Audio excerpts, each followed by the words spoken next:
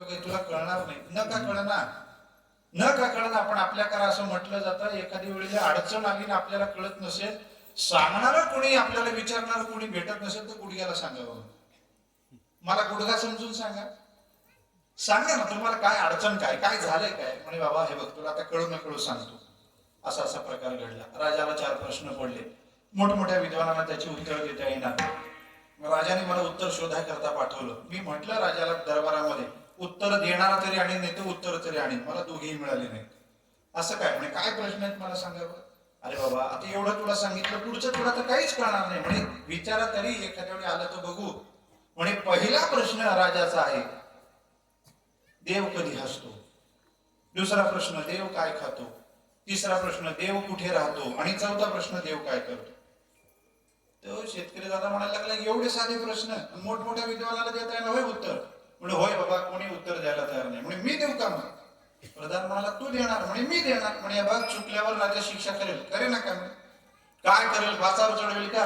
चढतो म्हणे, मला काही त्याची फिकीर नाही. मी 4ही प्रश्नाची उत्तर देतो. आता उत्तर देतो म्हणल्यावर त्या प्रधानाच्या चेहऱ्यावर एवढा आनंद आला.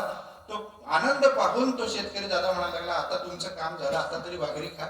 एकाने एक तरी, नावाला एक तरी. त्यांनी नावाला एक म्हणून सुरू केली, महाराज नावाला एकही ठेवली. सगळ्याच्या सगळ्या भाकरी त्या प्रधानानंच खाल्ल्या. मग आता शेतकऱ्याला सोबत घेतलं, सोबत घेऊन आपल्या घरी आणलं. त्याला रात्री घरी थांबवलं. दुसऱ्या दिवशी सकाळी त्याला राजासमोर उभं केलं. राजेसाहेबांना म्हणलं, महाराज हे बघा तुमच्या प्रश्नाची उत्तर देणारा माणूस आहे, उत्तर चुकली शिक्षा या, माझा काही संबंध नाही.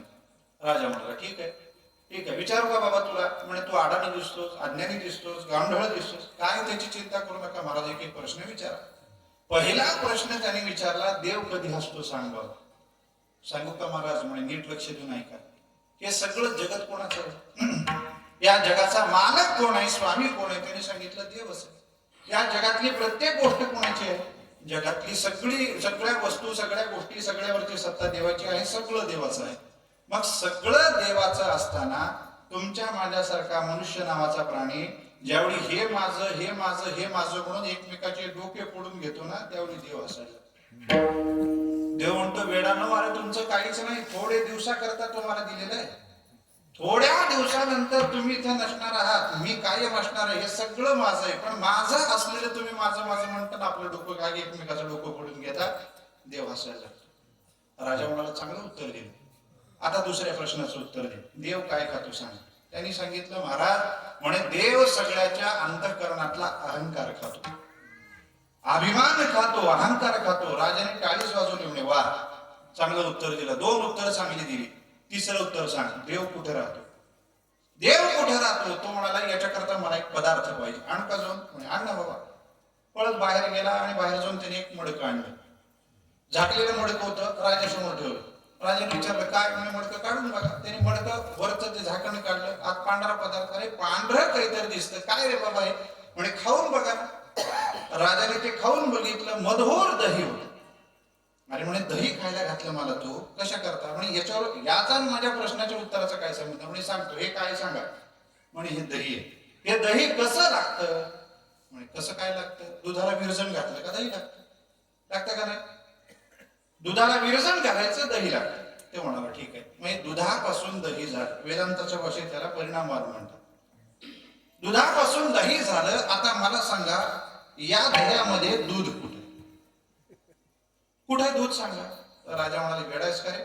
दुधापासून जर दही झालं तर या दह्याच्या कणाकणामध्ये दूधच आहे. त्यांनी सांगितलं महाराज, मग भगवंतापासून जर हे जग निर्माण झालं तर मग या जगाच्या कुठं कुठे देव आहे सांगा.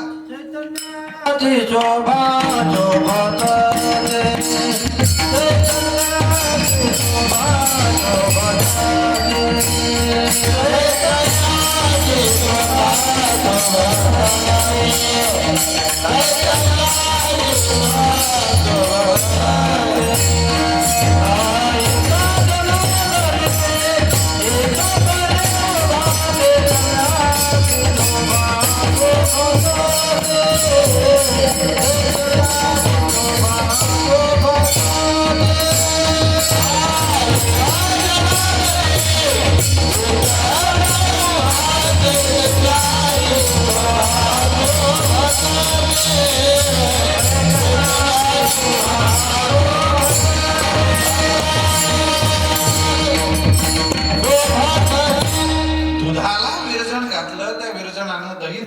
त्या दह्याच्या कणाकणामध्ये जसं दूध आहे तसं परमात्म्यापासून जर हे जगत निर्माण झालं असेल तर या जगताच्या कणाकणामध्ये परमात्मा आहे, म्हणजेच कणाकणामध्ये देव राहतो. देव राहतो. देव कुठे राहतो? कणाकणामध्ये आहे. आता मला दृष्टांत सांगायचं होता इथेपर्यंत. तुकाराम महाराजांना सांगितलं आपल्याला देव आहे, देव आहे. आपण तुकाराम महाराजांना विचारलं कुठं आहे सांगा. तुकाराम महाराज म्हणतात कुठं नाही सांग, जगात कणाकणात तो भरून आहे. आपलं उत्तर इथे मिळालं. कुठे देव आहे? जसं दुधामध्ये दही आहे, दह्यामध्ये दूध आहे, तसं जगामध्ये परमात्मा आहे, सगळीकडे कणाकणात भरून आहे. पण आता शेवटचा प्रश्न आहे ना, ते सांगून संपवतो, नाही तर अर्धत राहिले. महाराज पुढचं उत्तर तुम्हाला येत नाही का म्हणतात. पुढचं उत्तर आहे सांगतो. शेवटचा प्रश्न राजाला हेही उत्तर आवडलं. शेवटी राजाने विचारलं, म्हणे बाबा 3 उत्तर तू चांगली दिली, 4थ्या प्रश्नाचं उत्तर दे, तुला म्हणाल ते बक्षीस द्यायला तयार आहे. काय प्रश्न महाराज? म्हणे बाबा देव काय करतो एवढं सांग. शेवटचा प्रश्न याचं उत्तर दे.